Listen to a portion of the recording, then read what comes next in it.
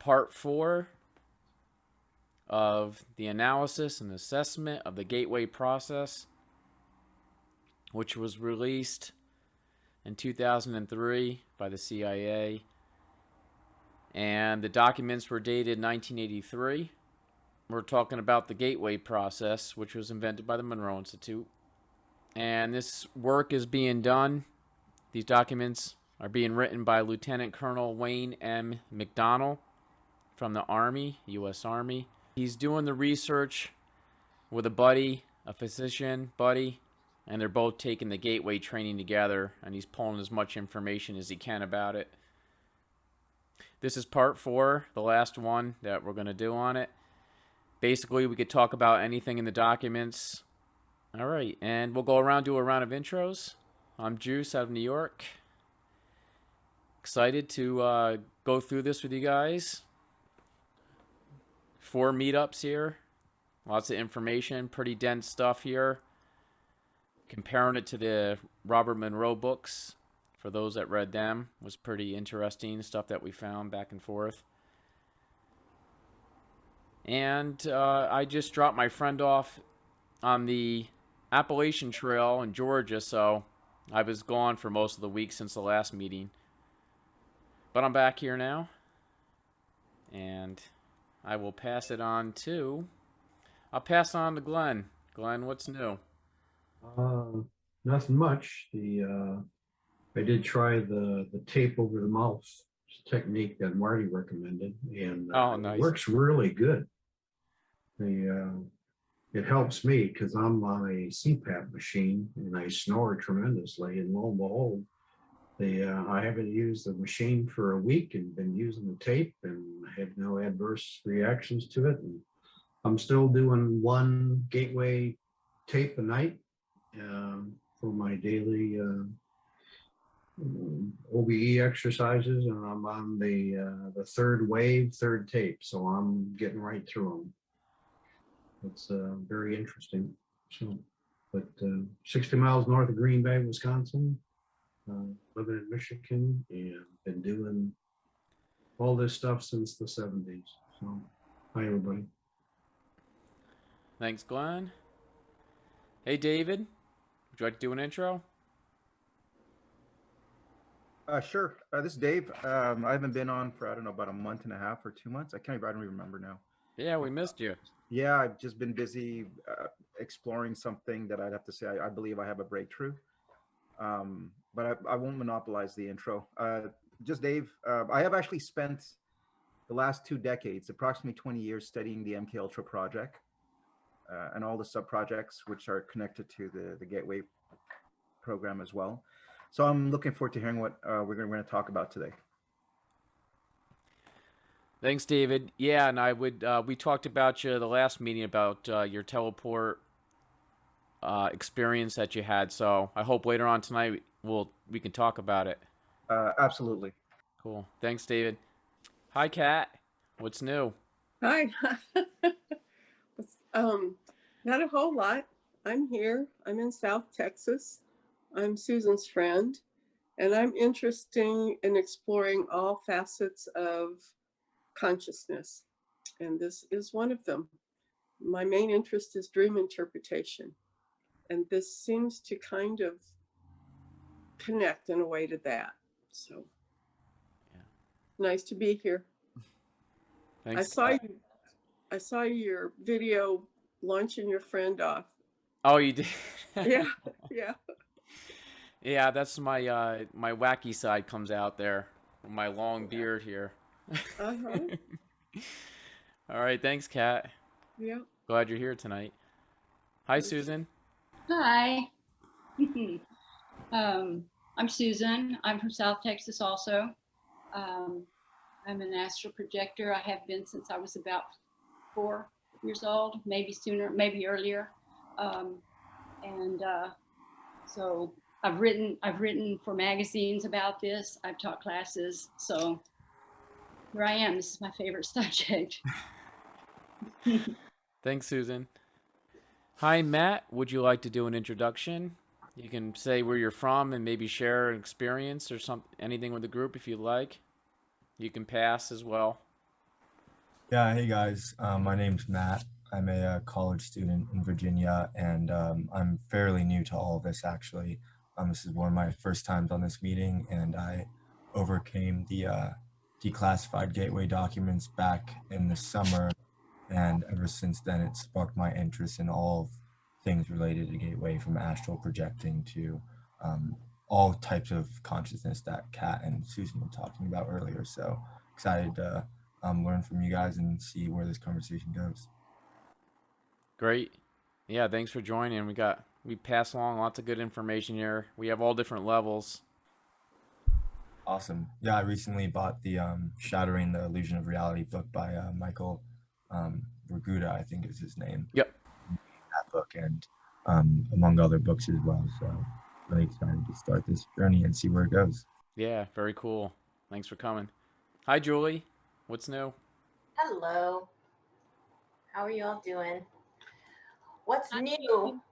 Hi, Julie. I'm looking forward to your story. Yeah, I had an experience. Would you like to hear a little bit? I don't want to take too long though. You know what? Yeah, I'm gonna do you and David's. Well, because David has one too to share. So Cool. yeah, let's do yours, Julie, and then we'll move into David's. Because Yeah. I do like to talk about them. When somebody has an experience on here, it's nice to share it right away. Sure. Then I'll share if you want. Yeah, after about 8 hours of sleep, because I'm like an 7 to 9 hour sleeper. I went back to sleep to try the direct approach. And as what happens with me, I drifted in and out of, consciousness, and then felt those nice vibrations, which I've been feeling more often. In the beginning, when I started this a year ago, I really didn't feel vibrations. I usually just sort of drifted out. The couple times that I went out, I didn't feel vibrations. I just kind of, drifted out. Anyway, felt the vibrations. And I still not quite sure if I'm lifting out too soon, or I just don't want to miss the exit. So I lifted as soon as I started feeling the vibrations, I'm like, oh, okay. I lifted my right arm, and I tried to see it with my quote third eye. I'm not sure if that's what we call, some people call it that, my non-physical vision. And I would say it was like 50% vision. I could see it. I could kind of see. I'm like, okay. Tried to lift my left arm, but then it was under the pillow. So I don't understand how this works, but it felt like it was stuck under the pillow. So which I don't get, because if I'm not physical, I don't know how I feel stuck. So there's questions I have, and any of you can answer them, during this or afterward. Let's connect, because I'd love to have any answers if you have any for the the experienced people. So anyway, I took my right arm and sort of maneuvered the pillow where I thought I was, and then I lifted my left arm out, and then I sat up, I stood up, and this is the second time when I immediately felt very tall after exiting, and I don't know what that, I'm like, am I stretching? But then someone had suggested maybe you're levitating and you don't know it. So I thought, okay, I could be, very well could be, because it's not like I have real clear vision and at that point. Anyway, so I tried to reach the ceiling, to see if I could touch it. I couldn't. And then I remembered, I needed to touch items, either the ground or my arms or my hands or my legs, or to ground myself. And so I just walked toward the dresser and started touching the items on the dresser, and felt some familiar things. And then because my vision was lacking, so I'm trying to get more grounded and clear my vision. So, and then I remembered I have 3 goals when I go out now. So my first goal is to go to the mirror, which I did. So I came to the mirror, and that's out in my hallway. And then I walked toward it and started gazing at my reflection. I grabbed the sides of the table and I'm peering into the mirror. And my reflection did look similar to me, but a little bit distorted. The right side of my face was a little droopy. And I thought, okay, close enough. And then I kind of brushed my hair out of my face, and it seemed like either my vision got better, or I just felt like, oh, okay, now I look less distorted. Great. And then I'm like, okay, what am I wearing? Because I'm curious about that. So I'm looking, and I'm wearing this white blouse and these like white loose pajama pants kind of things. Not what I wore to bed.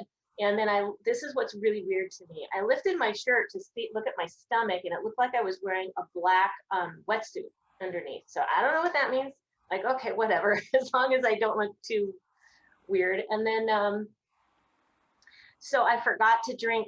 One of my other goals was to drink potion for my shoulder. I have severe shoulder problems. And it was recommended that if you drink something to help heal yourself when you're out of body, it can positively impact your physical body when you come back. And I forgot to do that. And my third thing was to find my guide. So I immediately started asking, okay, turned around, looking for the guide, where are you? And nothing. So I started spinning and calling out for my guide, because one of the questions I want to ask my guide is, who am I? Where did I come from? Where am I from? Nothing happened. So I thought, oh, I should try to maybe fly. And I kind of jumped up and I bounced and I fell on the floor and I was laughing. I thought it was hysterical. And then my alertness was a bit better at this time. So it was getting like to 85%, and vision was like 65%. So it was improving a little bit by bit. I'm like, okay, I gotta go. I'm flying out of here. I looked for a window. I saw one. I saw the blue sky. Took off flying, and it didn't seem like I was going anywhere. I couldn't see blue sky when I was flying. I couldn't see stars, night sky. So I thought, I don't know what's going on here. So I'm just gonna search for the ocean. And then I immediately flew toward I could see the ocean, and I landed on the rocks by the shore.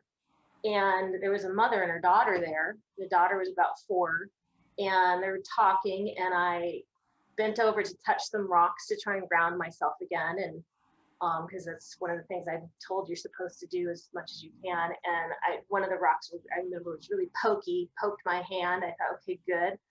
I want to feel the texture. And I asked the little, she wanted to throw some rocks in the water with me. And she kind of looked at me, and then it seemed like she was going to respond, but then she ignored me. This is another thing that's happened to me on one of my trips, on my few trips. And I asked again, and then the mother said something, and I thought she was going to allow her daughter to throw some rocks with me, but then they took off. They went somewhere. And at that moment, I sensed somebody behind me. So it's almost like I may have 360-degree vision. I don't know, but I really sensed that she was looking at me. I turned around and I immediately knew her. I knew she was my guide, and I grabbed her by the shoulders and I said, "It's you." And she had this big smile, and I had tears in my eyes, and we embraced. And I began talking to her and asking her, I want to know where I'm from. And then I said, but I feel like, but where are you from? I feel like I recognize you. I know you. And I kept saying, I know you. And I still kind of have an image in my head of her. And I said, do I know you from my life here on Earth? And she seemed to confirm that. And it's hard for me. I don't remember all of our conversation. When I go out, I don't always remember the conversation. I don't always remember the writing that I've read. So, which is frustrating. In the moment, it's like, okay, I know it. I got it. And then I come back and I don't remember it. Anyway, she said something about plexi or plexus as far as where we knew each other from. And I thought, okay, I've never heard of anything like that on Earth. So I didn't know what she meant. And then I knew the moment was fading. And we went arm in arm, and we were walking and talking. I didn't want to let her go because I didn't want to come back. And anyway, I felt like she felt sad for me because she knew I had to go, that I was going to have to go. And there's some other stuff, but that's the main thing. And then I did come back, and when I woke up, I was like, dang it, was that a lucid dream, or was that an astral projection, which I do every time when I come back? Because until I have hyper reality, hyper awareness, I don't think I'll really trust it. but it didn't seem like any dream I would ever have. I mean, it was exactly like I would think my astral projection might go.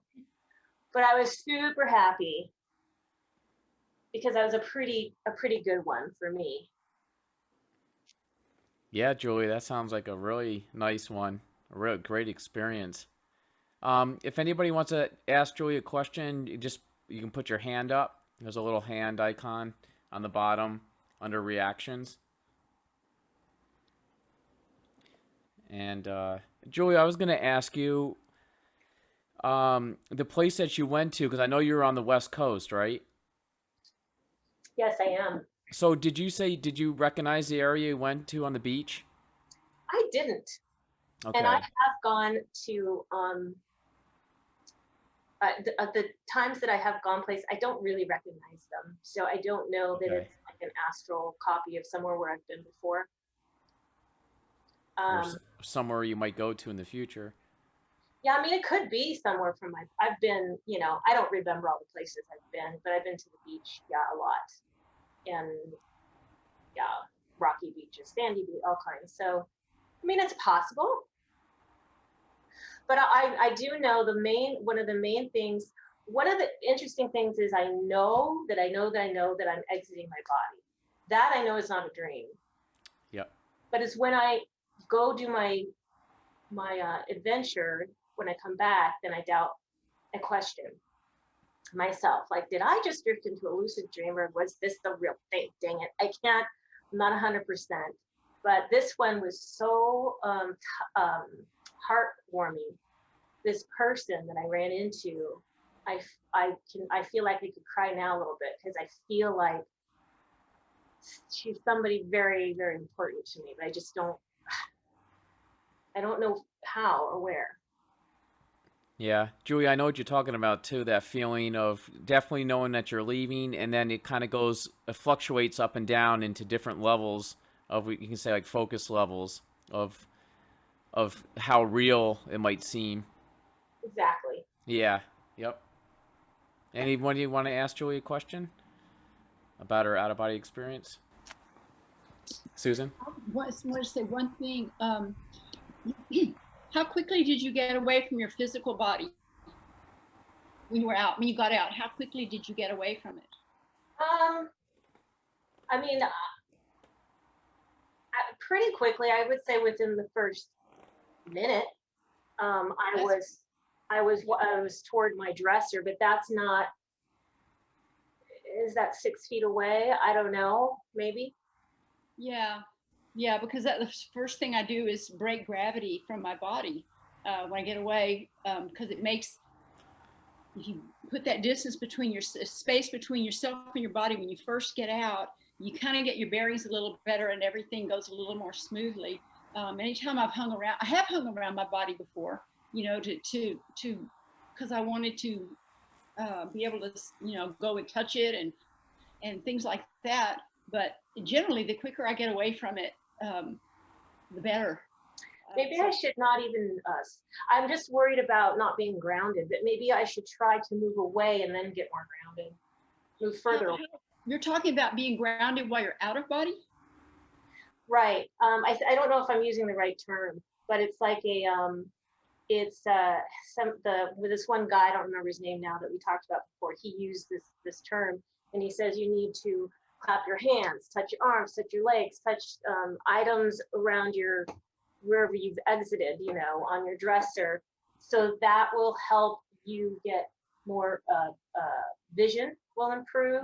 Your sensations will start to improve, different sensations, and you might get more awareness, a higher level of awareness for the experience. Right. Yeah, Raduga talks big about that. That's it. Yeah. Yeah, it definitely works for me too. Well, Julie, congratulations. That's great. And I'm gonna move to David. David, would you mind? Would you like to talk about your experience? Yeah, thanks, Juice. Thanks for inviting me again. I appreciate the invite. I know I've been away for the last little while. I've been doing focusing on something else with meditation. I mentioned to Juice a couple days ago that, a couple days ago, that 3 days ago, I woke up in a different bed. That was not my bed, and I realized I was in the body of someone else. Now, something I have been doing the last couple of months, let's say last month, is I can manifest a watch on me because I've been trying to learn how to use time while I'm dreaming. And a couple of you are aware of this, that I have reached the point where I can now meditate directly into my dreams, straight into my dreams, as opposed to depending on the REM cycle to achieve this. I have to further advise you that some of what I might say may be slightly offensive, not because there's going to be explicit material, but it might be slightly offensive to some in the group. What I have learned, so when I was in the body of the other human being, I got up, stood up, and immediately looked at my hand to see if I had a watch on, and there was just the outline of my regular watch, and then that actually turned into a real watch, and it was very elegant, very strong. And then I realized I was fully awake in this body. It's kind of weird because I was more of a spectator, but at the same time, there were things I was able to do. I could touch the ground, just the standard stuff, touch the ground, touch fabric, and so forth. And that's when I realized that I was not dreaming at all. Completely not dreaming at all. Now, what I meant about being offensive to some is my expertise is not in astral projection or esoteric.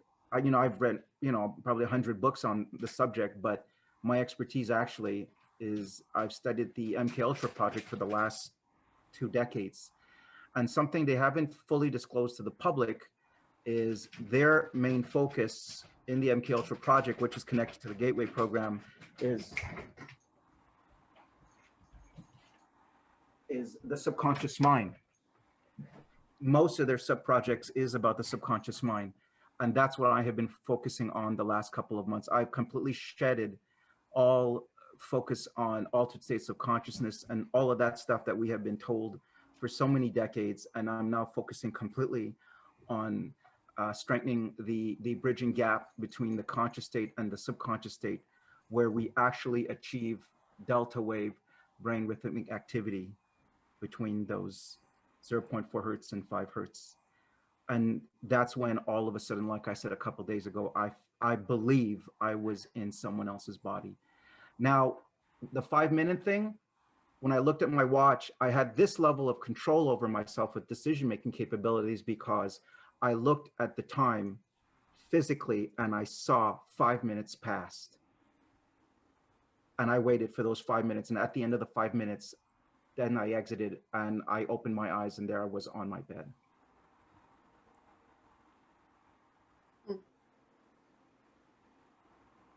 Of course, there's all kinds of other stuff I could tell you about the experience, but I think I've told you the highlights of it. I have no explanation as to what I experienced, but I do believe it's some kind of mental displacement. It's kind of weird too. I've never experienced this in a dream or any kind of projection or anything lucid or vivid. The feeling of that I had in the body of that other person was very, very different. It's not like now, like you're sitting down talking to everyone. It's not at all like that. It's very, very different. It's not a dream. It doesn't feel like a dream.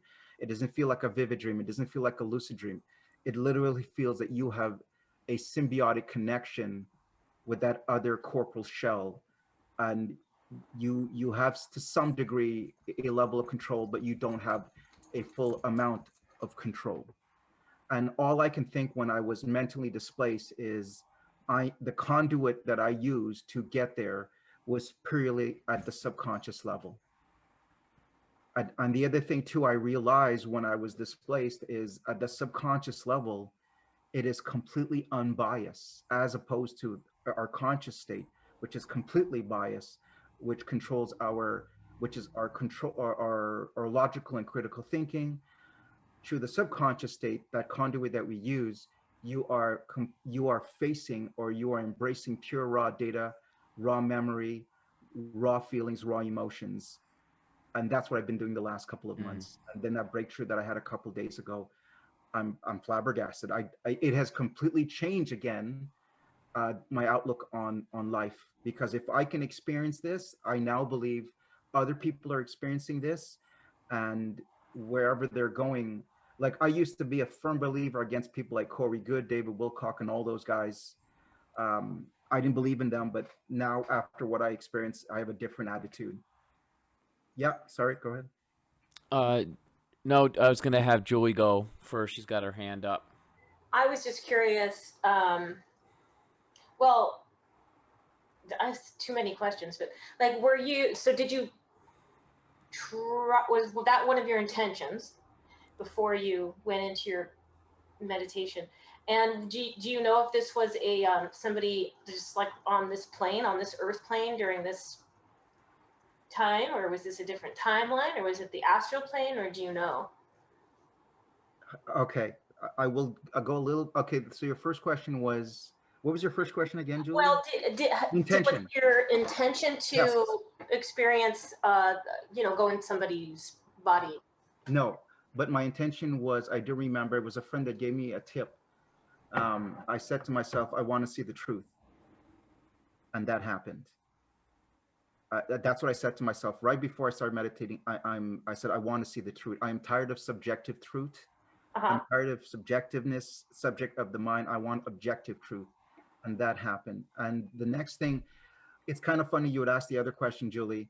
Wherever I was, when I went to the door, because I put the blanket over me, and I went to the door, and it was in a hotel room, very luxurious, and it did look different. Something about it made me feel it was different. When I got to the door, it was the door was it ran on magnetics and how it opened, and that I found odd as well. When I peered outside, I saw women.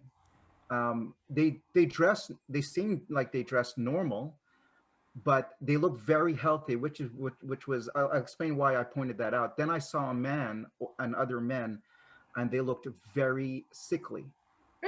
And that didn't make any sense to me. Like, why the women look very healthy, but the men look very sickly. And that's when I started thinking, okay, Dave, this is weird. Wait till I said this to myself, wait till I get back on the Juice's meetup, because I can't wait to share this with you guys. Were you in the body of a man or a woman? Definitely a man, because I looked at my arms, I looked at my legs.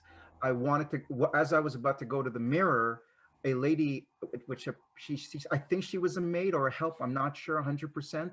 She was looking at me differently too, because I looked a little bit healthier, I guess, compared to the other men that were outside. And the women too were looking at me differently, because I seem to look healthy. I don't understand a lot of that. But while we were in the room, me and the servant help, I was asking a lot of questions, and I said, something kept telling me I only had 5 minutes. But the moment I looked at the watch, that strengthened the bond, because I knew I had 5 minutes, and I was watching the clock count down. And I said, okay, I am definitely tripping. I don't do acid. I don't do drugs. And this is the only kind of thing I think people experience when they're on drugs. And I said, this can't be real. This is not possible. And that's the other thing.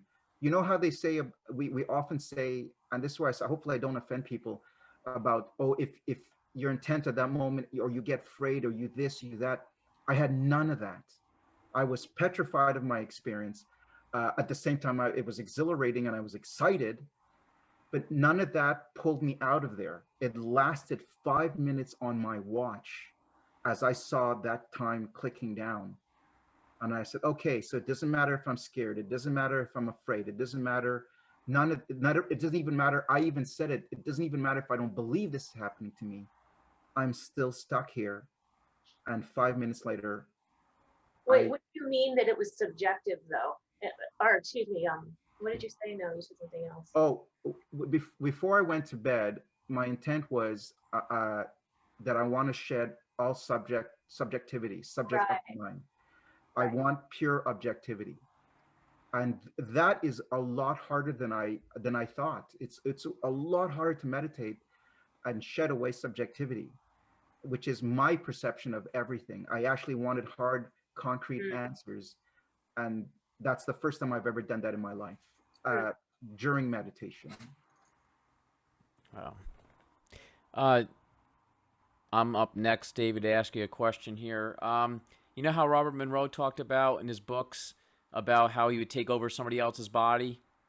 I remember us covering that, absolutely. Yeah, he had instances where he would go into somebody else's body in their entire life, and Oh, wow. the person that he took over the body, the person would have, by continuing to go there, he realized the person had like amnesia when he took over his body. The person didn't realize it was just a kind of like lost time, or the person wasn't acting the same.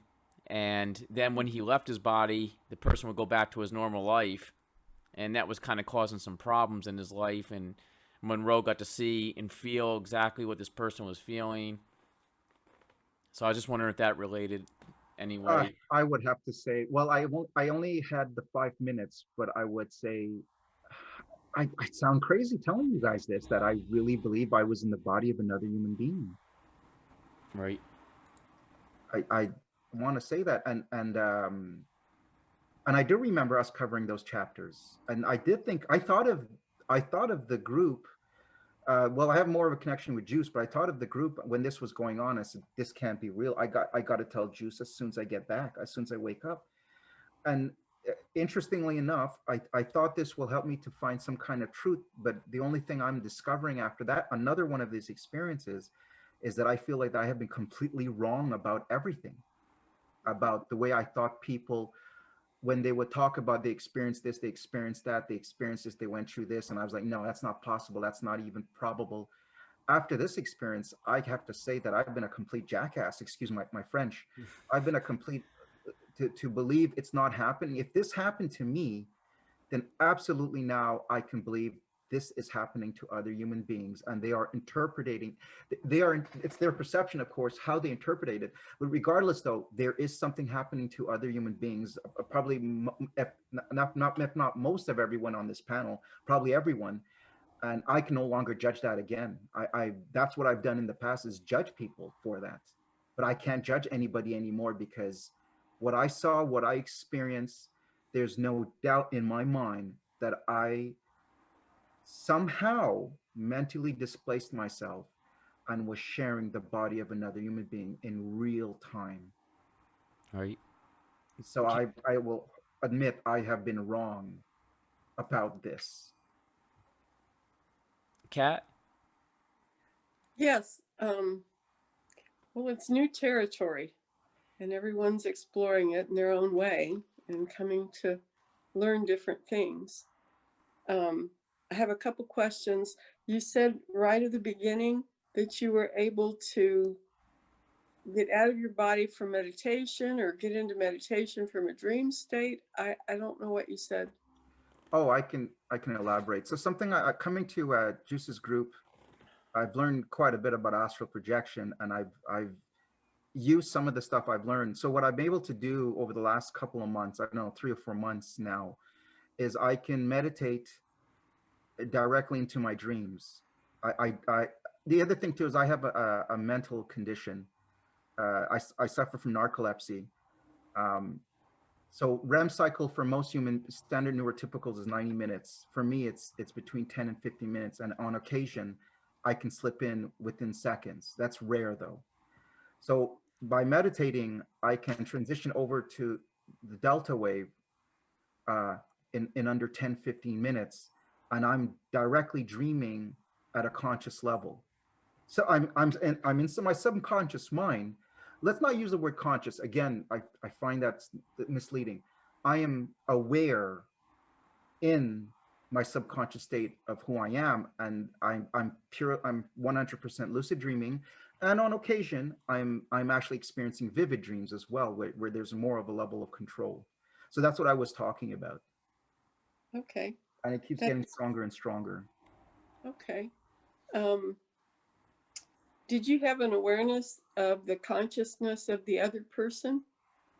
None. Or No, just- no, that's a good question. The only awareness I had was that everything around me seemed familiar. Like this is not the first time I was there. Everybody I saw, like the clothing, the bed, the room, the paintings, it was very elegant.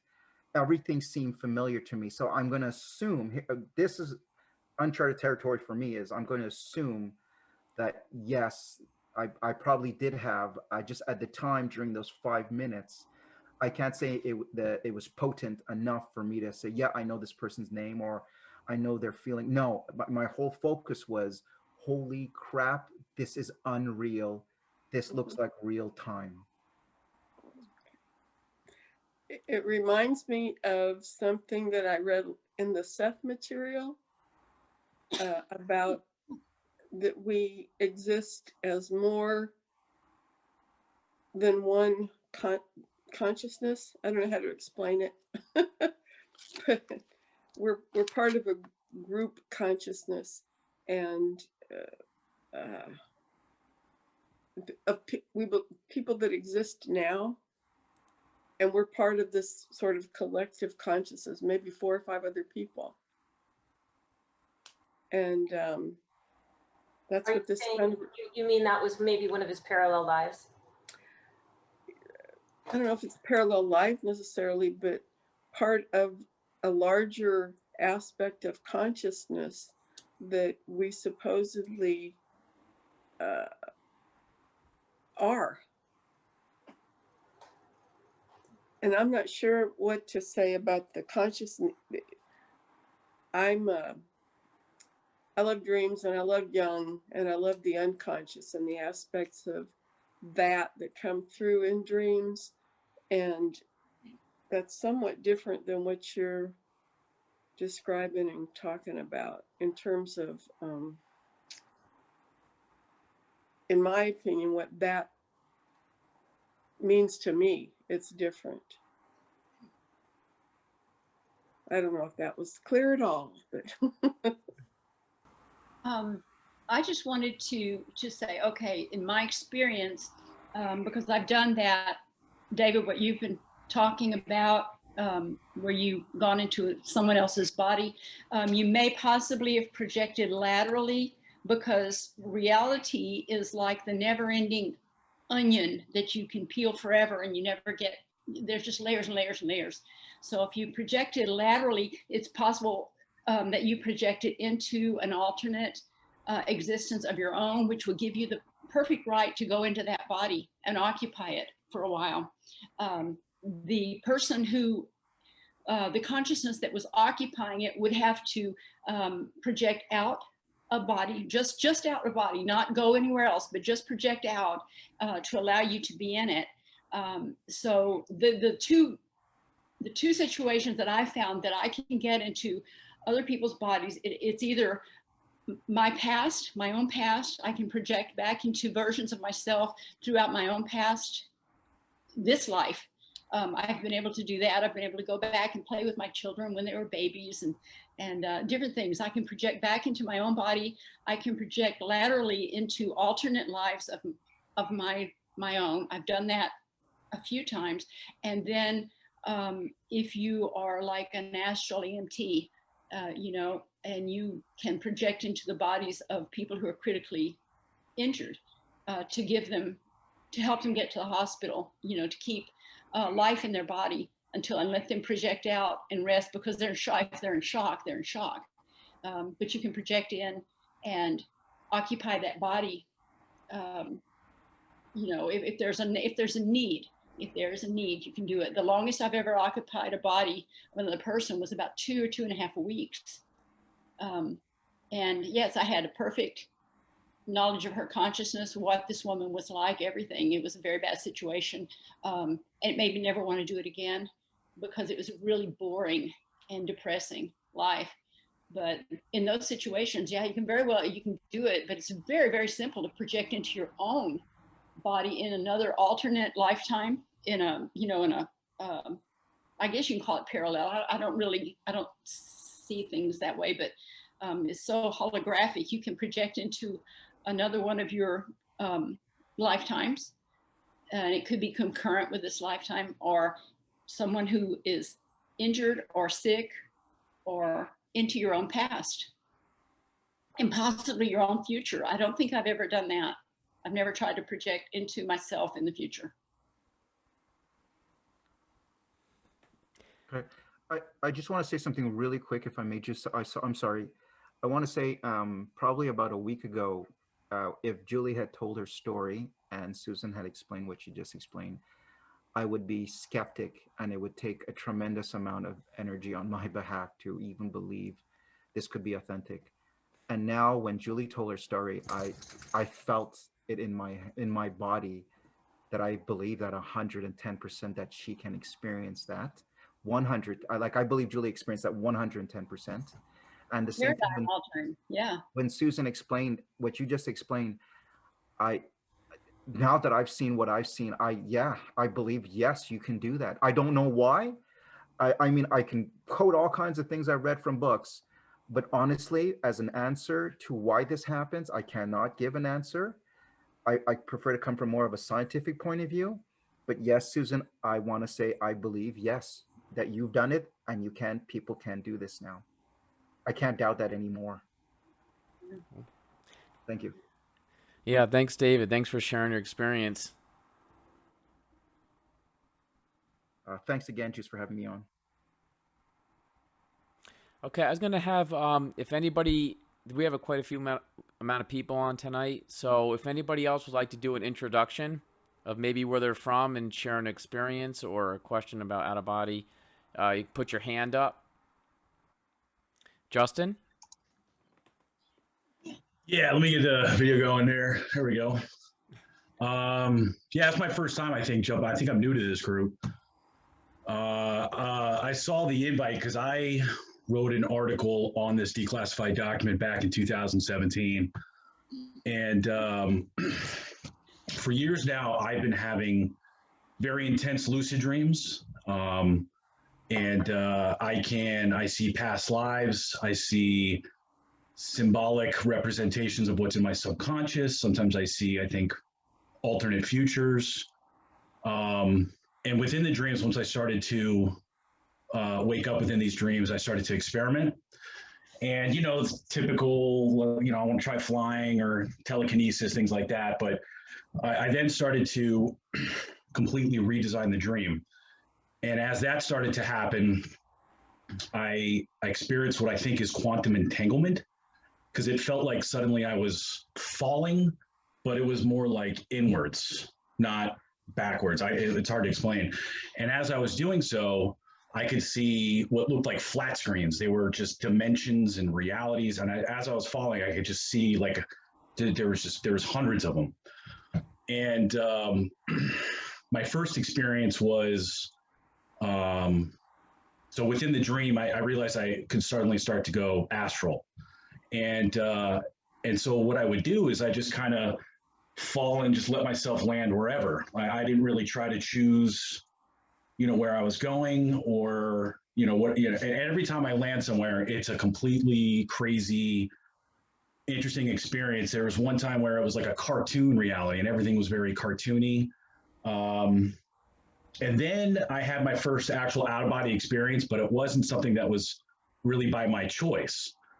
It was as I was coming out of a dream and waking up, suddenly this red-haired, red-bearded guy jumps on top of me and he yells these three words. He yells, "Anun Dak Dutan." And I shake it off and I wake up and I'm laying in bed and I'm like, well, actually, I'm really curious to know what that all was. And I'm still feeling the heaviness of waking up. So I kind of slip back into it. And I see everything in my room go completely black except for my bed. And I just get slowly dragged off. And again, I relax into it and I let it happen. And I'm in complete darkness, but it sounds like a cave and I can hear noises and creatures and dripping. And so what I did is I just, these are some of the things I do when I'm encountering these types of situations is I just kind of put my hand on my heart and, I'm consciousness, I'm the player. This is the simulation. This is the game. And suddenly I gained this like night vision and I could just see everything perfectly clear. And I could just see things scatter, knowing that now I have vision. And this is when I encountered a mythological entity by the name of Lilith. And I had a very interesting conversation with her. And so that was my first legit out-of-body experience. And I've had a couple since then, but I'm not quite at the point where I can meditate or be in a waking state. I've only been able to do it once, and I barely made it out of my room. But from a dream, I've gotten very good at just tearing apart the dream and just going from there. So that's been kind of my experience. I've just finished writing my first science fiction book, and I would say a third of the book is dreams I've had. It's going to be coming out soon. It's called Ghost of War. So it's basically sort of like, and it involves MK Ultra. It's a soldier born in the MK Ultra program who has artificial intelligence installed directly in his brain. He has a genetically enhanced body. He's got nanotechnology, and he starts to have these dreams. And what he doesn't realize is these are dreams of his past lives, and that his soul has been in possession of the MK Ultra program for a long time. And that he's been involved in various major wars on the planet. But the AI starts to see these hidden code in his dreams and figures out that there's a hidden message being delivered by another rogue AI. So it starts this whole like awakening process. But again, the book comes from just the dream experiences I've had. It's been awesome. I love it. All right. Well, thanks for sharing, Justin. Thanks for coming. I was going to say, you wonder sometime who's writing the book. Is it actually you writing the book, or is it somebody else influence you writing the book? Is it a combination of your subconscious writing the book, it's interesting. Yeah, absolutely. There was when I was researching MK Ultra, and I had a dream that night that I can't explain because it was nothing related to anything I read or watched. So there's nothing that could have influenced what it was, but I think I definitely tapped into the memory of someone that went through MK Ultra. And it was as a child. So I was like a young boy, and there was like 5 naked women with sacks over their heads and their hands strapped behind their backs on their knees in front of me. And the darkness instructed me to strangle one of them. And I remember my hands were so small and weak because I'm, 6 years old, 5 years old. I couldn't get my hands around it. And I struggled. And as I did it, the darkness just started to berate me, like, oh, this is why his parents abandoned him, whatever. And finally, as I did it, the sack comes off, and I realize it's a woman that's been like slipping me bread and water. And, at times of my weakness, she's been there to help me. And then all the women get revealed, and I realize it's all people that have been loved ones in my life. And I woke up, and first thing I thought was, that's perfect for the book. But yeah, I think I definitely tapped into it. It felt so real. Yeah. It was a memory. Yeah, Robert Monroe talks about in his books one time he's put to a test where he has to kill a woman. He talks about that, or he has to do something to her, and some type of test he was set up for. But yeah, thanks for coming. I'm going to move. Oh, just real quick for you and David. Have you guys heard of Barbara Hartwell? No. Okay. David, have you? Oh, unfortunately not, Juice. Okay, I'll talk to you guys later about that. And Justin, you can put a link if you want in the chat area to your book. You're more welcome to. It's I just sent it to the publisher. It's probably going to be a little while, but or you can just put the name of it down. If somebody wants to keep it until it comes out, they can do absolutely. that. Yeah. Brian. Hi. Hi. Welcome. Welcome. Thank you. It's very interesting. There's so I've done just limited, mostly in a meditation to a dream state. I'm curious. I don't know if I could ask Susan a question. I actually asked you one in the chat directly, but about the 2.5 weeks, that's totally new to me because I've only done it like short periods of time. Maybe. So I was wondering if that was like 2.5 weeks to you or 2.5 weeks to the other person, or I was wondering if I could ask that question and just introduce myself. I'm and a little bit just saying hi. So that's all I got. It was 2.5 weeks their time. It was sorry. 2.5 hours my time. That's just how- Okay, that makes sense. Yeah. Okay, that makes a lot of sense to me. Okay, I can totally see that. That's why I was a little confused. I'm like, can't be 2.5 weeks. Then pure Yeah. astral projection. I would think that would kill you. So, all right, yeah, because I don't know how long I've actually astral projected, because it's always been like, you know, it's always been in like a dream state, so it couldn't be more than like 8 hours probably, and most likely like a few minutes. Yeah. I used to So- keep a clock, a digital clock with big bright red letters on the a bookshelf above my bed. And when I would go out, I would look at it going out, and I would note the time, and then I would note the time as soon as I got back in my body. That's the first thing I would do, is look at the time, so I would know. I could record every time how long I was out. I would know. I And, never even thought to do that. Thank you. That's I did very, that. very interesting. Yeah.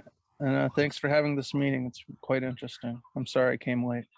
That's okay. Thanks for coming. All right, guys. I'm going to do just a quick recap of the documents tonight. Just because I know a lot of people got in late. So the subject is the analysis and assessment of the gateway process, the documents that were released in 2003 by the CIA, and the documents are dated from June in 1983. Lieutenant Colonel Wayne M. McDonald, who was from the Army, was doing the research on this for the Army, and he was doing it with a physician friend of his. They both took the gateway training together at the Monroe Institute in Virginia. And tonight was part 4, and we're talking about anything now. We broke the documents down like 10 pages each, and now we can just talk about anything we want out of the 30 pages of documents. And so I'll start there. If just throw a hand up. I'm going to read some stuff here.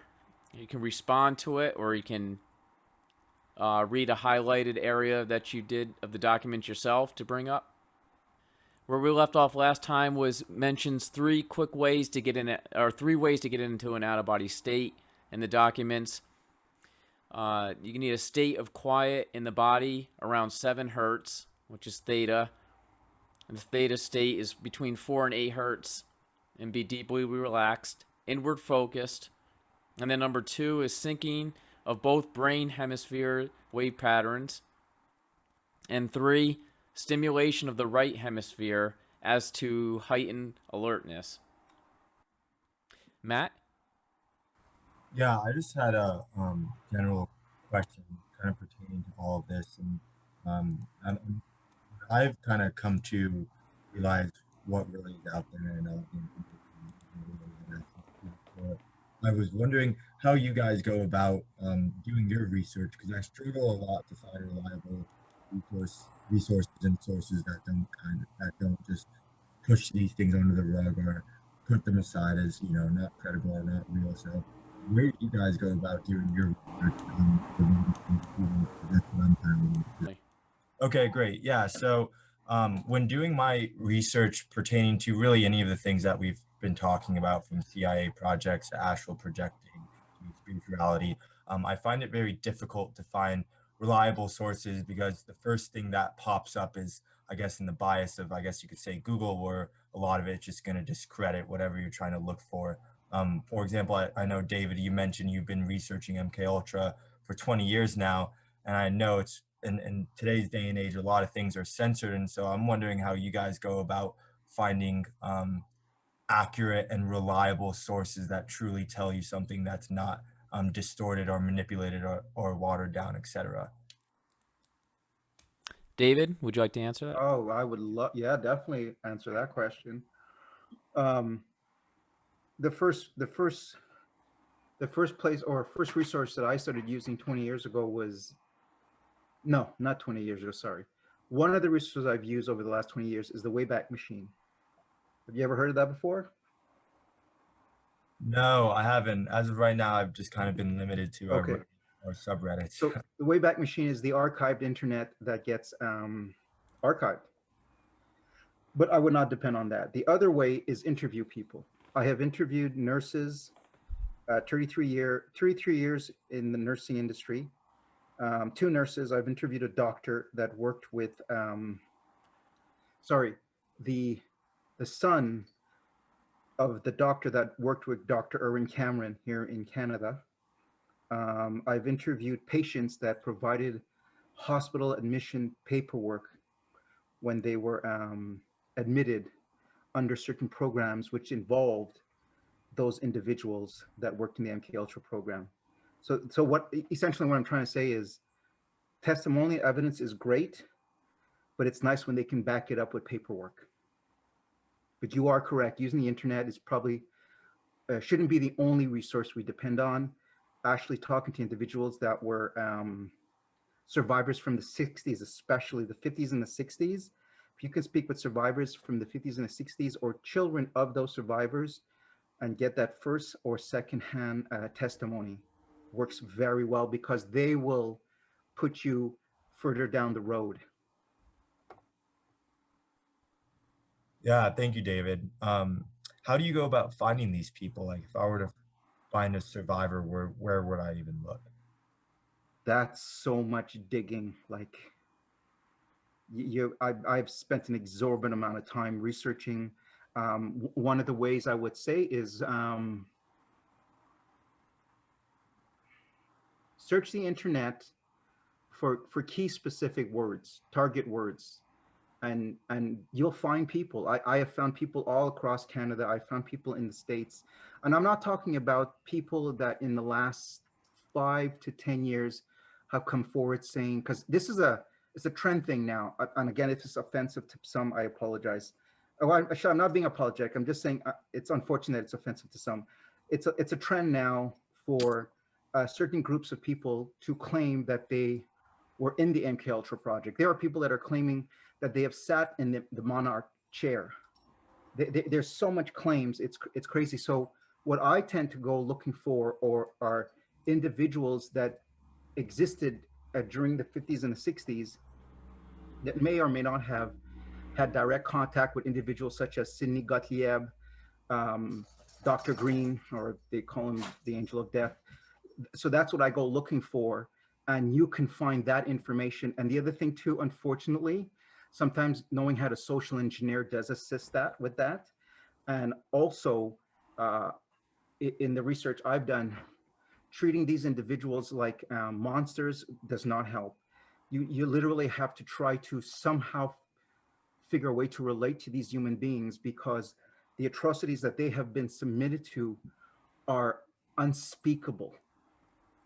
And I have spoken to some individuals that were in the Gateway program connected to the MK Ultra program. Sorry, one of the sub-projects of the MK Ultra program. Thanks, David. And I hope that gave you some information on that. And when we move into the documents here, number 33, it's a little bit, it says information collection potential. Kind of relates a little bit to the question. To date, according to one of the other trainers at the Monroe Institute, numerous experiments have been conducted involving the out-of-body state to retrieve a series of 10 computer-generated numbers in a laboratory.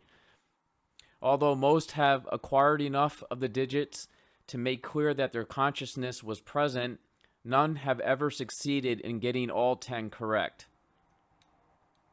And that's probably due to the holographic influence. Goes into some reasons for this distortion. And he talks about Melissa Jagger's writing here. This is from Melissa Jagger. There is another potential problem area in the same sense that holograms can be viewed pseudoscopically, that is to say, inside out or backwards, just as well as they can be seen in proper perspective. Some of the distortions occurring may ultimately prove to be traceable to this cause because of in the out-of-body state, an individual may perceive the holographic energy patterns given off by people or things interacting in time-space reality in a somewhat distorted form. So that was a pretty good, I thought, information about experiments they're doing, because everybody likes, a lot of people like to talk about that, including myself, of reading numbers, digits, or getting objects from during your out-of-body state. I've done some experiments in the past on that, been somewhat successful, and other people that I've done some meetups with have been successful, very successful, and some have been way off. So it's fun to do that stuff.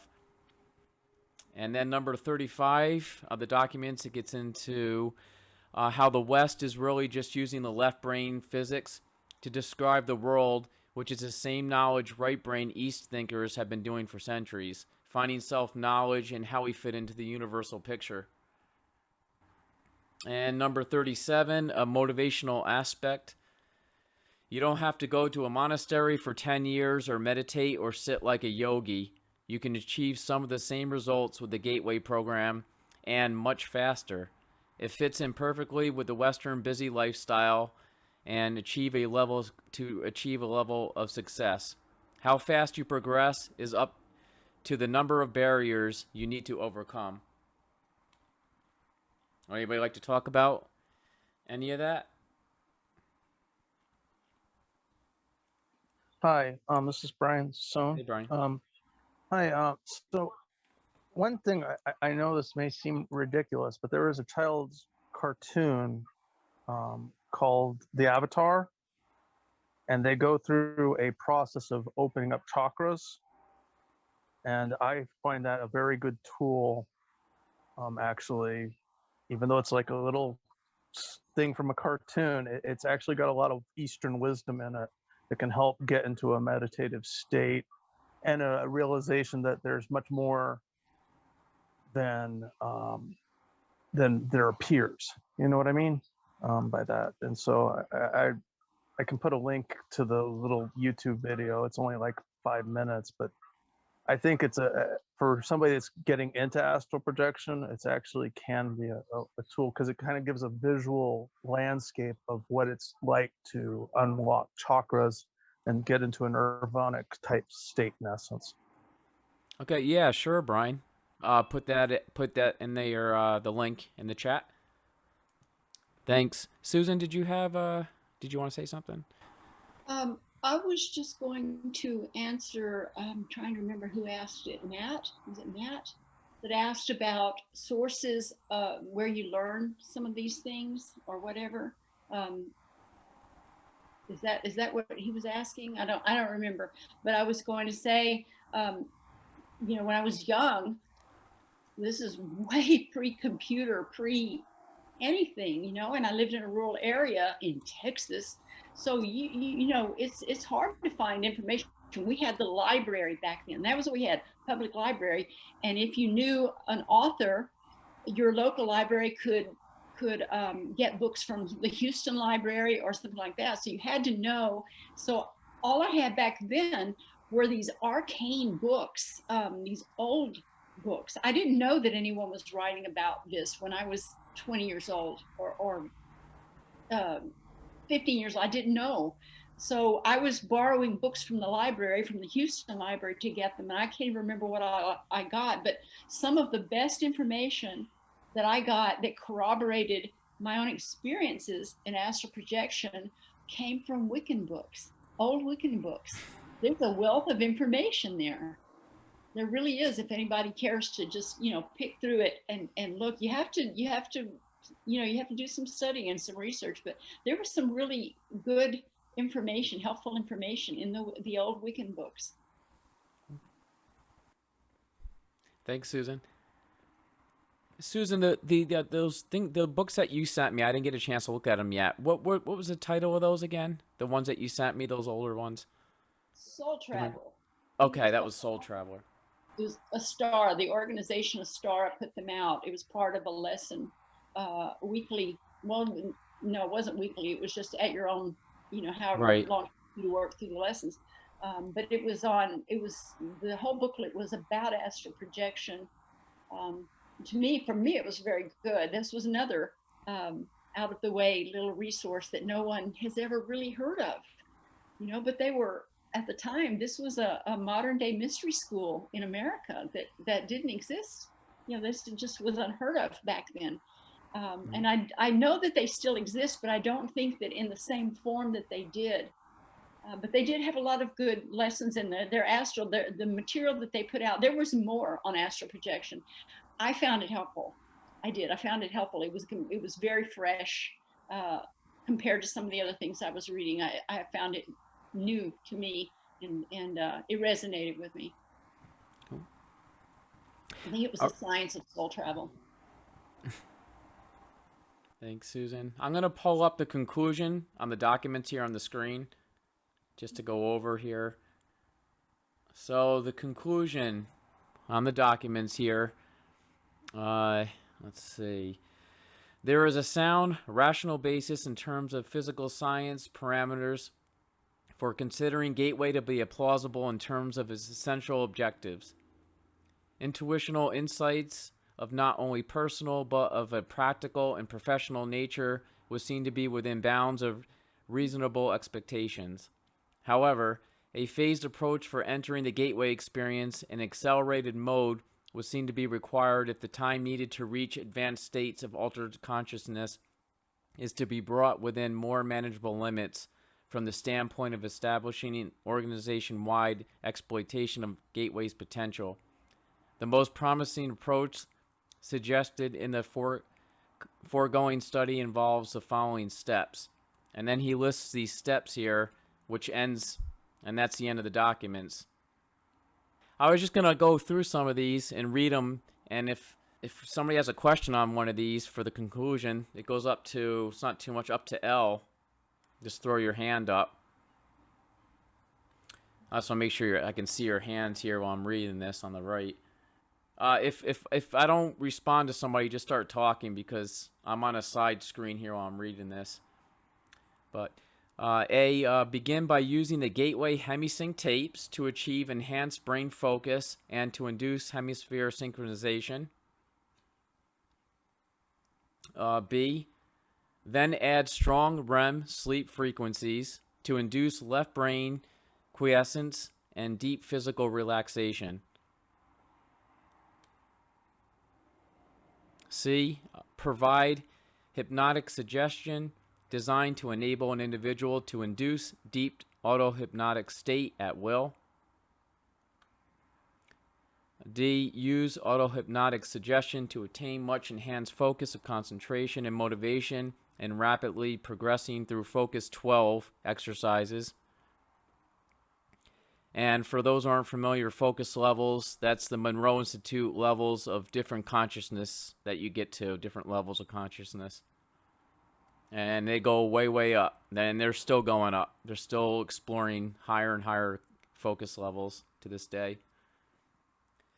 Then repeat steps A and B following use of the auto-hypnotic suggestion that an out-of-body movement will occur and be remembered, which is pretty important, I think, to make sure we remember it.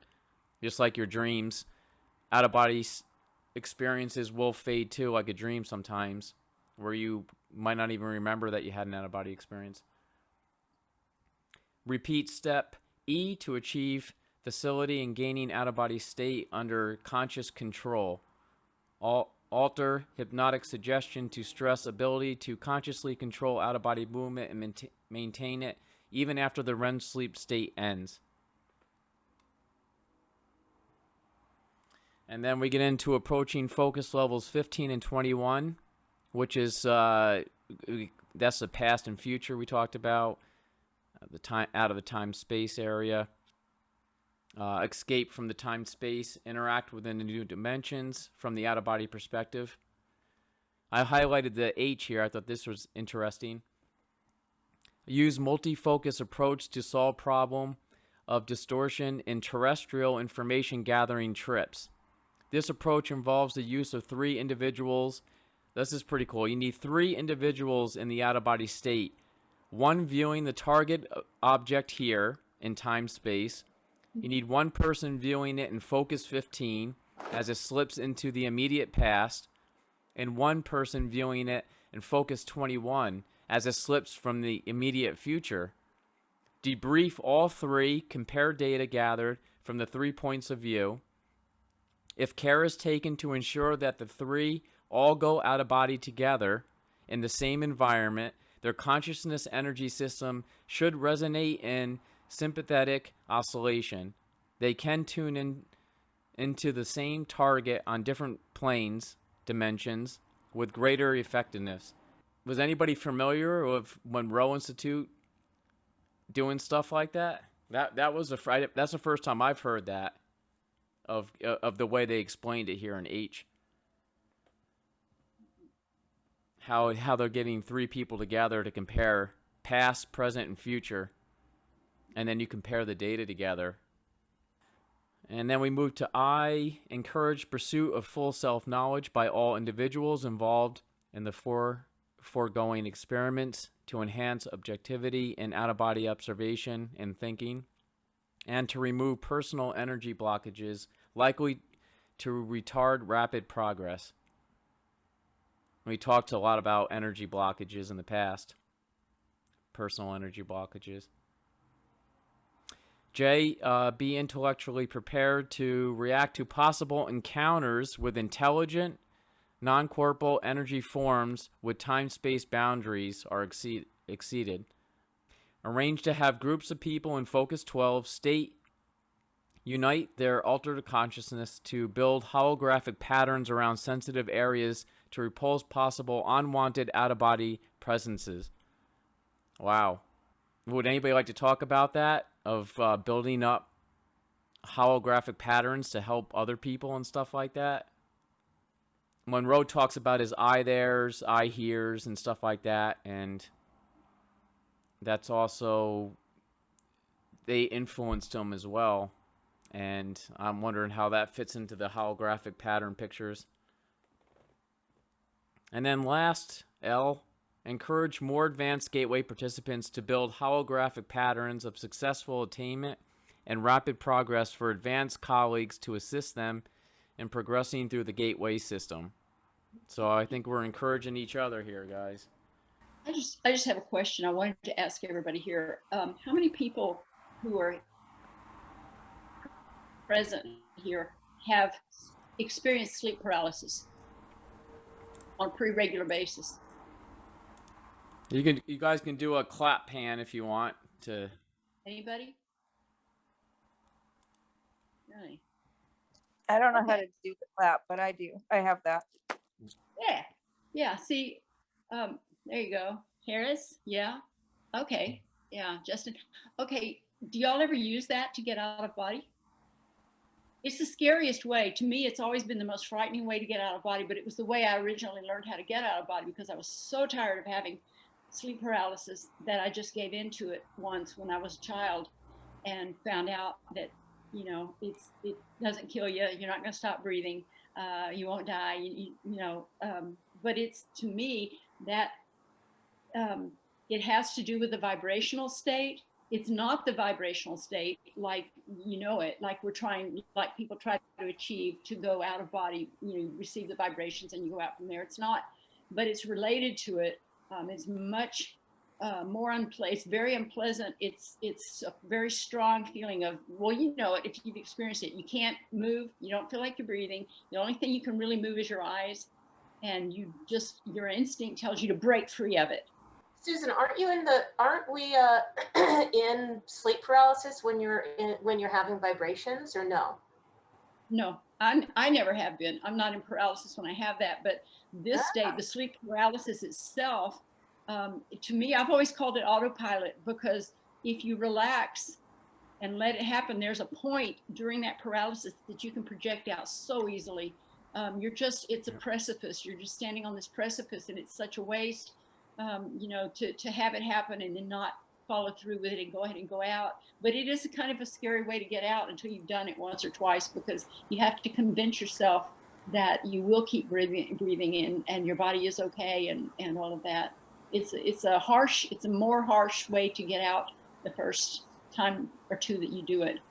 But once you're comfortable with it, it's an easy way to get out. It's a simple way anyway. Maybe not easy, but it's simple.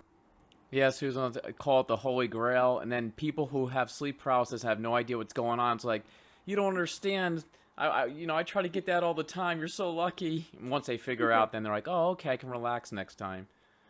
David? think people have like hallucinations and stuff, negative hallucinations sometimes when they go. My son told me he would when he was in sleep paralysis, like heaviness on his chest, you know, the whole hag on your chest. You've heard of that. I And heard people Yep. say that. yeah, I knew that it was all me. Anytime I was doing, I knew it from the time I was little. I started having sleep paralysis probably when I was about 3 or 4. And it frightened me. It was really scary for a child. That's a very scary thing to feel like you can't breathe, you can't move. You feel like you're dying. It really does feel like you're dying. And, but, you know, I never had any bad visions, had anything like that. I never felt like there was anyone else present that was doing it to me. I knew that it was all me. And one day, I don't know, I really don't know why, I just got very, very tired of being frightened of it. And so one day when it occurred, I just remember thinking to myself, okay, I'm going to just lie here and let it happen. And I'm not going to fight my way out of it. If I die, I die. But I'm tired of this. And I didn't die. It just melted away after a few minutes. And I realized, well, I was breathing. I had to be breathing because I'm fine. It goes away. And it was kind of pleasant when it kind of melted away. It was very pleasant. And I thought, okay, next time I'm gonna try something else. I'm always gonna try something else. But it just became a springboard. It's a very simple way to get out if you have the experience and you can let yourself let it go and not try to jerk out of it or move something. Just let it go and just be thinking what you're planning. Think about, you project yourself out with thought, you know, and you just go. So it might work. It might work for some of you. It works for me. It always worked for me. I don't, you know, I mostly go out through the vibrational state usually, but if that's there, I'm going to use it. I'm going to always take advantage of it if it's there. Susan, Hi, if you Susan. can ever at some point give us tips on if you have any on how to get to the vibrational state. If you know of anything in particular, that'd be great. Before we switch to that topic, I just want to say hi real quick. So yeah, Steph here. And yes, I have had paralysis, but when I lost my fear of paralysis, it stopped happening. And I look back, it's like, oh man, what an opportunity that would have been. Now I want it to happen. Yeah, when you're not afraid of it, it happens less frequently. Yeah. But sometimes it'll still sneak up on you. Yeah, I want to draw your attention to the chat. Harris and a number of, I think a couple others, or maybe just Harris, was talking about, was answering you in the chat message over there. Oh, okay. Yeah, I think they don't have a mic. Okay, thanks, Steph. Let's see. Hi, Steph. I do have a mic. Just didn't want to interrupt anyone. Okay. Well, sometimes people don't notice it, and then it gets missed entirely. So it's helping you out there. Yeah, I miss it a lot down there, too. I am going to move to David. He's got his hand up for a while, and then I think if that was Harris talking, we'll go to that, and then Julie. So, David, we'll have you go. Thanks, Juice. I just want to chime in and tack on what Suzanne was talking about, and actually Steph as well. So I didn't have the pleasant experience like Suzanne did. At the age of 4, I was diagnosed with sleep immobilization, which is, I believe, the same thing as sleep paralysis. And it was, I'd have to say 99% of the time, it was night terrors because I was a child. The times when it wasn't night terrors is when people would show up on my bed and tell me we're going to go see something now. And that still was scary as it is, but it wasn't as bad as the sleep paralysis.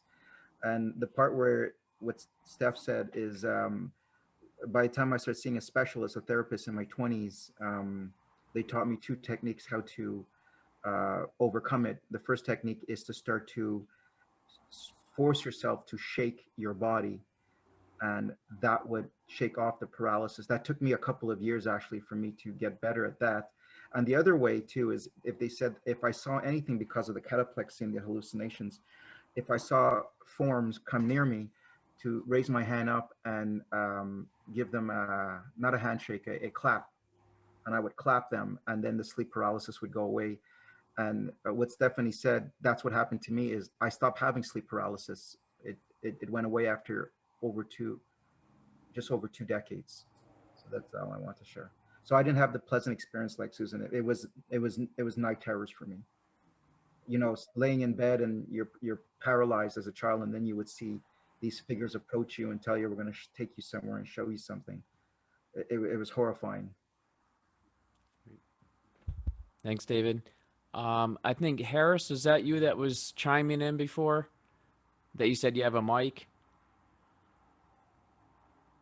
No, I didn't say I had a mic. Okay. Would you like to ask a question? I mean, well, I don't really have a question. Or maybe I could just, you know, talk a bit about my experience with sleeper paralysis. I mean, I used to have it a lot when I was in my teen years, like, you know, from 13 up to like 20s, like, yeah, even my early 20s. But then it stopped once I started reciting mantras. You know, every time I got scared, then I would recite a mantra and I'll be okay. And I think, you know, so far, I feel like I didn't have the luxury of experiencing anything good with sleep paralysis because, yeah, you know, just like some other people, there are these things where it's like you hallucinate. I used to hear voices, felt someone touching my bed, felt a pressure in my chest, couldn't breathe and all that. That's why I was saying, you know, it can cause a lot of paranoia. But at the same time, I knew that I just had to relax, you know. But sometimes, even when, you know, I do fall asleep and it's also in a sleep paralysis and I'm probably moving around. Well, there was this one time where, like, well, I'm not sure if I was actually dreaming, but there was like this demon or this monster that was like pulling me into a room. It was like all burnt, all black, no clothes. And somehow I just conjured fire from my right hand. I burnt its shoulder. It screamed in pain, let me go, and then I just woke up. So I don't know. I mean, I think most of the times when I had sleep paralysis, there are probably bad spirits around. Didn't make the experience pretty good. So yeah, but you know, maybe some other people have had some good experiences. I mean, someone here said that, you know, you just had to relax, right?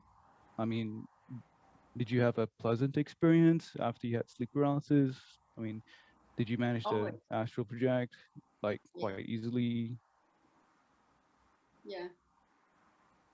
Yeah, it Oh, was there you go. always pleasant. I mean, I've had some scary experiences, but they weren't unpleasant. As weird as that sounds, I learned from them. And I felt like they were necessary. A lot of times I think that they were set up for me to learn from them. So I've had a lot of scary experiences, but I've never had any that I considered unpleasant. Um, it's just a blissful state to me. It's just a bliss. It seems, strange as it sounds, it feels like my natural state. I don't. That's how strange this is. It feels like my natural state. It's my element, and I have, you know, it just is. Well, I think you're blessed that way then. I am blessed with that. I am. Cool. Yeah. I mean, I wish I was blessed like that. You know, there were so many times when I felt like I was like, damn it, you know, I should have just relaxed. I should have, you know, just kept my cool. But instead, you know, I was just so scared. I got out. I couldn't do it in the end. And nowadays I don't get sleep paralysis. Damn. Yeah. But maybe it'll happen again. Who knows? You know, I've taught this off and on in different venues for years and years and years, and there's always a very men and women approach this very differently, and especially when they're out, they're different when they're out. I've noticed that, and neither one is wrong. It's just the way we're built. You know, men still, when they're out of body and doing their thing, they still there's a lot of left brain stuff going on because they're analytical. They're more analytical. They're more everything. In the beginning, I thought that I had to be an analytical because I was naive enough to think that the rest of the world didn't know about this, or didn't really know. Very many people knew about it. So I thought, well, you know, I need to take some really good notes until I found out. But women just seem to go with the flow, you know, and or seem to approach it more intuitively. After they get out, they're more intuitive. It's been my experience that that's just in general. There's men who have been very, very intuitive and approach it differently. But in general, I know that the men that have the most problem with it seem to be really left brain trained to just stay in their left brain. And it really is, you know, the balancing that brain out, the left brain synchronization, all that is so helpful. Yeah. And yeah, it's so helpful. But yeah, we are left brain and right brain creatures. It's just that girls are encouraged to be right brain. I mean, to be, you know, to be emotional and artistic and intuitive, and men are encouraged to be you know, just have left more hustle, brain, you know. more analytical, more everything. Yeah. So Yeah, that's how it yeah, is with the corporate world. You know, yeah, it's just yeah, so hard to exactly. balance these two things. And I And think that's a imagine, disadvantage for yeah, guys. I think that's a disadvantage that they're taught. You know, that society kind of winds us up to do those roles, to play those roles. And I think we're moving away from that. yeah. Thanks, guys. I'm just gonna step in here real quick because it's 8:30. Before I move on to Julie, then Glenn, then Justin, I want to thank everybody for coming tonight and sharing. It was a big group tonight, a lot of people here, so did the best we can, try to get to everybody. This ends the documents. We're finished with the release documents here, and I'm going to move into the out-of-body, astral projection, lucid dreaming, storytelling again, and I'm going to have a first one on Friday again, and then I'm going to do some object verification tests, things that we did before too. I'm going to work on that, do some more of those. Those were fun too. And the first one we did on that, we had a great hit. It's posted on the YouTube channel.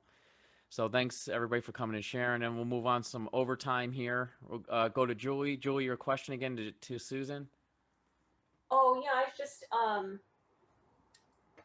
yeah, it's interesting to hear that some people, like, they had sleep paralysis and then they didn't, or, you know, that we go through these stages, I guess. But I had that one huge vibrational state thing with music and lights, and it's like a light show, and it was a huge thing. It, like, over a year ago when this kind of all started, and then I really never had vibrations after that. But like I was sharing, I started getting out by kind of floating in my body, and then just kind of loosening and then floating out. And then not just too long ago, I just started I don't know what it is. I guess I started recognizing the vibrations, or started feeling them more. And it's really easy to get out when they're at a certain level for me. It's like I can't get out when I'm just having a buzz on. I do get this buzz on all the time when I'm in and out of my dreams state. But when I get to that one level, it's like, oh yeah, here it is. And now I can get out. But I don't know what I can do to improve that, to be able to do that at will, you know. And I've read different things, like, okay, and mentally move your energy up and down your body. You've got to work with your chakras. You got to work with your energy. It doesn't really resonate with me, or it's not making sense to me right now, because I don't know what that means. So for Susan or anyone, if you have any kind of something that's worked for you to help you get to that sweet spot, that sweet vibrational spot, faster or more often. Does that make sense? Relaxation. The more you can relax into it. There's times when you don't need the vibrational state necessarily to get out of the body. I mean, I'm sure everybody's, because I still have times now when I can't get out of body because I'm busy, I'm in public or whatever, but I can feel the need to, because I actually feel a need to get out of body periodically. And I can feel my astral body become detached inside of me. And I know that if I don't at least sit down, something bad's going to happen. But if I'm at home, you know, I can just fall on the bed, fall on the couch or something. As soon as I hit that surface, I'm out. I'm out. No vibration, no anything. As soon as I feel that, and I've always called it falling into myself, because it does feel like there's a part Yeah. of you that's loose and it just starts to sink inside yourself. Yes. Yeah. That's I get come that loose. too.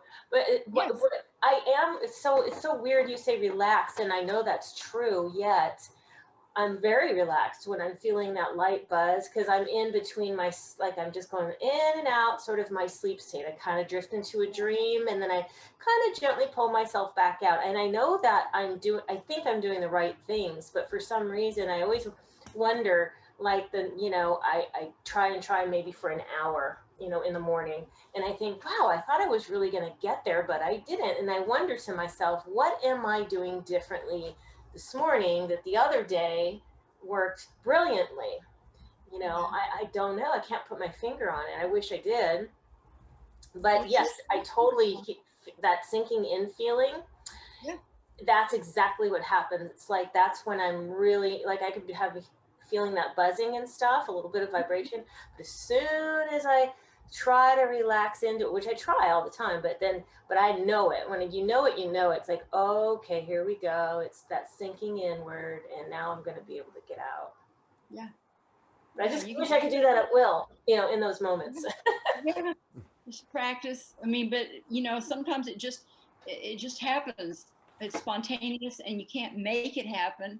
But I think that the more that you give into it when it does happen, you're educating yourself, and you're saying, okay, I recognize this. Yeah. Go lay down. Yeah. So you honor that. You just honor it, and then it happens more frequently, I think. Cool. Yeah. Thanks, Julie. Thanks, Susan. I'm gonna move to Glenn. Yeah, I have to go, but for the folks that were looking for old books, I put 2 references in the chat. One is the KC ARE Library, the Association for Research and Enlightenment. They have all the KC readings there, but they also have other books. I was a member back in the 70s there, and I used to check out a lot of stuff there when I was down in Virginia Beach. The other one is check out www.forgottenbooks.com. They have a lot of information on a life member, and there's tons of old books that just do a search, and I think you'll find some interesting material there. So anyway, I have to go. Take care, everybody. Glenn, thank you. Have a good night. Yep. And I just want to thank also David and Julie again for sharing their experience that they had with the group. Justin? Yeah, this was something I kind of wanted to throw past Harris. And I know that a lot of people, I think, experience, scary things when you first start to do this. And I want to start first with a quick quote from Orson Scott Card. He's the author of Ender's Game. It says, "In the moment when I truly understand my enemy, understand him well enough to defeat him, then in that very moment, I also love him. I think it's impossible to really understand somebody, what they want, what they believe, and not love them the way they love themselves. And then in that very moment when I love them, I destroy them." And one of the things that's really helped me is I've learned to see this stuff as art. I mean, it's just genius sometimes, to some of the things I experience, because I definitely, when I first started, I encountered what I like to call the interdimensional Gestapo. I look at it, it's just so cool. And I just get this feeling of, and I get that in the moment sometimes when you got a demon dragging you by your ankle, off somewhere. I get that it's, in the moment it's kind of hard to just suddenly love what's happening. But another really important thing to remember is I think we're all fragments of consciousness, which I believe, we played the game many times before. We're going to play again many times in the future. In the end, we're immortal. It's all just a learning experience. And you just got to remember that, no matter how scary and terrifying it gets, it's actually more scared of you than you realize. So hopefully that helps some of you out there, I know, dealing with some of that scary stuff that's out, because there's a lot. I mean, it's a fear-based world. It's designed that way on purpose. So there's some scary stuff out there, but it's fun, I think. Yeah, it's true. Depends on how you see things. It's once you get that first upper hand, once you when you're in the moment and it happens, and you just, you know, just go inwards, just realize, say to yourself, I'm consciousness. This is, you know, I'm the player. I'm immortal. You know, in the end, you can't die. Technically, death and time are technically aren't real. So, you know, it's, you just got to remember that and face it. And you'll find sometimes too. I've had experiences that start out demonic, and then when you just neutralize it, all of a sudden they're, you know, it's, I've had one cry on me, like it never, like, oh, I haven't been understood in so long. You know, it's, I get it. It always takes that one moment to just wake up and then realize that you're better than this, you know? It's not so much better. It's just that you're in control. You really are in much more control than you realize. Yeah, that's true. Well, most of the things out there, most of them are thought forms anyway. I mean, it's, a lot of people think that ghosts are spirits and dead people. 9 out of 10 times it's a thought form. It's just something the consciousness created into the mental construct that is, you know, our holographic universe. That's all that really is. So those things operate very differently. I mean, you just gotta, it's all with emotion. It's all with frequency. Right. Susan? Yeah, and once you start going out there, and like I said, I have experienced a lot of scary things, a lot of really scary things, but it never sent me back to my body. I will always go toward it. I will always, because you have a choice, you know, you're here and you're given this opportunity that is just, you know, not that many people have this kind of opportunity to do this, you know, and you have a choice. Are you going to let fear hold you back? Are you going to say, okay, yes, I'm afraid, I'm going to do this? And you just, for me, that's the best approach. I don't care how scary it is. I'm still going to go. And I've just been protected. I've been very fortunate. I've been protected. I've been very blessed in this. So, but yeah, don't ever let fear stop you. The world will make you afraid. You know, everything that we're taught makes us afraid and tells us why we can't do this and can't do that. Do it anyway. You know, we're free. We're very powerful beings, and we have abilities. We have innate abilities that we haven't even tapped yet. This is just one of them. You know, go for it, man. Just go for it. Brian? Yeah, just along those lines, I find that once you realize that there's no harm in this world, actually, everything's illusion in essence, then you're much freer to what's the word, to investigate, you know, what's really out there. And there's so much more than we possibly can comprehend in this life, that you really can be free and experience pretty incredibly amazing experiences. And if you're wanting to hook up with guides or with beings out there who can teach you more, and you know, if you offer yourself up to work astrally, I mean, there's a lot of things that you can do to help astrally, and you go past your fear. You're willing to go past your fear. They're always observing us, you know, they're always observing us. I don't think anything we do goes unnoticed, but they look at you, you know, and they see, well, okay, we made it as scary as we could. They went for it anyway. We can use this person. You know, and that's they watch you. They want brave people. They want bold, brave people, but they want open-minded, gentle, loving people too. You have to embody all of these good things and get out there and do good things then. True. And they sound like assholes. But I mean, I can understand why they would do that. Yeah, it's just to see how strong you are. I mean, the fact that I actually conjured up fire in my hand and then burned that guy away and then woke up, it's just proof of it. It's just that I guess I'll just have to wait for the next time I slip into a sleep paralysis and see if I manage to make the most of it, you know? Yeah. And remember, us doing this stuff here, talking with each other, on the time-space physical plane here. We're helping each other out and also helping each other have more experiences just by having this in our heads and talking with each other. It's just as good as reading a book, I think, and meditating and doing your own research, doing this too with each other. I put a couple links in the chat area. Some people ask where you can find some more links to the Zoom meetings. So I put Stephanie's group in there, the Austin Astral Projection group, and also put Astral Projection event group in there too, that I started doing for anybody who wants to post groups related to the subject. And let's see. And I'm going to thank everybody again for coming and sharing. And I'm going to finish off here. Mr.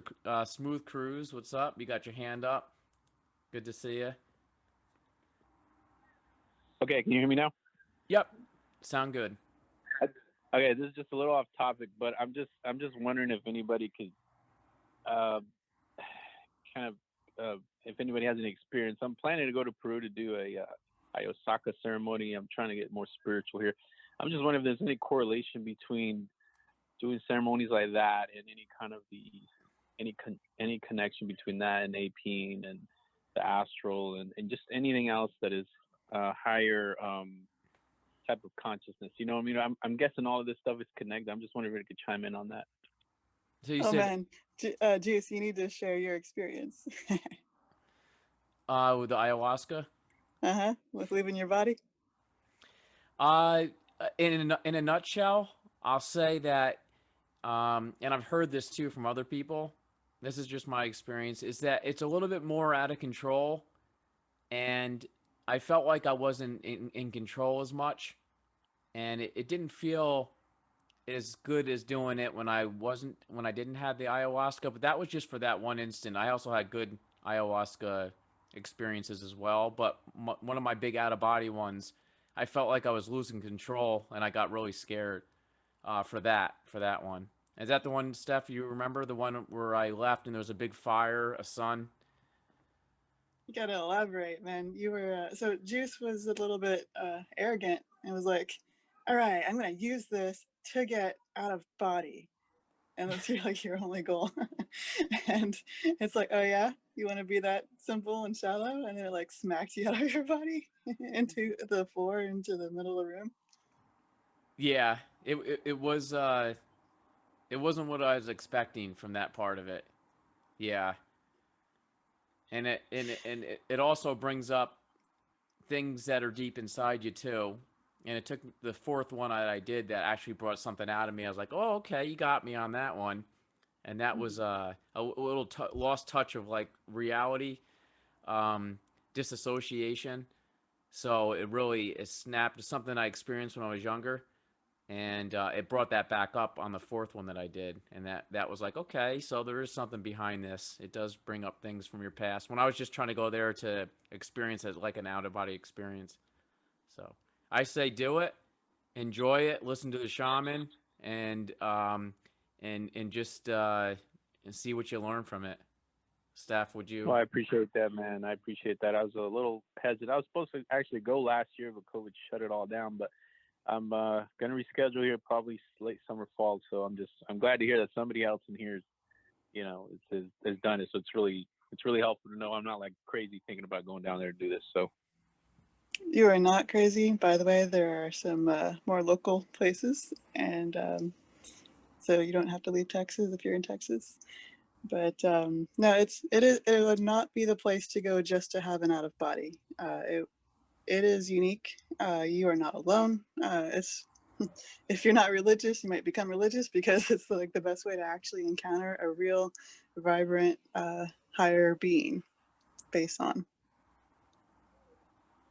Yeah, and I think that's kind of like how Robin wrote all this. I just kind of like, hey, I don't know, it's just kind of like this path that just was put in front of me, and I've been following, and it's just like, you know what, this is what I want, and I'm guessing this is kind of the stepping stone to get there, because I've been trying with this Moreau stuff, it's in the binaural beats and everything, and it's just sometimes I think I'm just too caught up in this physical world that I know there's more to it than this. You know what I mean? And I just want that so bad.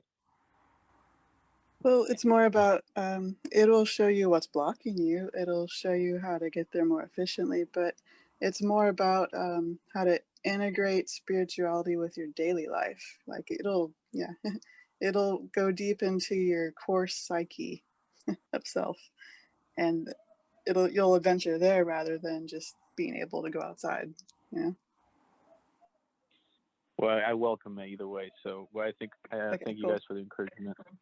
Oh, it's worth it. Very worth it. Yeah, it's worth it. Yeah. It can change your life.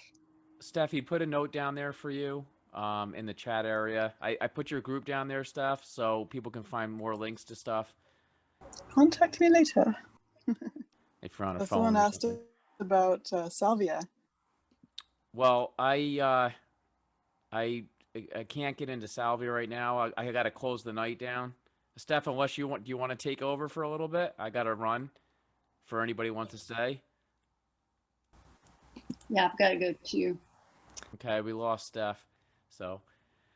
Hello, everyone. Good evening. Sorry I'm And late.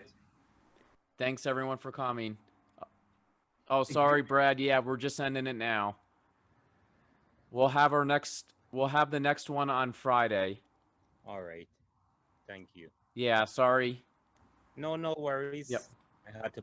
Hey, Juice, I had a quick question. That one that's going to be on Friday, can we find that link in one of the links that you provided? I did, yes. You can find it in the Austin Astral Projection Meetup on Meetup or Facebook page, or Astral Projection Facebook or Facebook group for Astral Projection events. Perfect. And the links are in there. Yep. Thank you, everyone. Can I share something before you go? I don't. Oh yeah, Brad. What's up? Sorry about that. I got caught. Anyhow, I was saying, I don't know if it worked this way uniquely to me or it's for everyone. I find. Looks like we lost him. Well, good night, everyone. Okay. Thank you. Yeah. Good night, everybody. Thank you so much for coming. Great night. So fun. Lots of Good information. night, guys. Good night. Good night, guys. Good night. Thanks, everyone. All right. Good night, everyone. Have a wonderful evening and have fun traveling. You too. Thank you.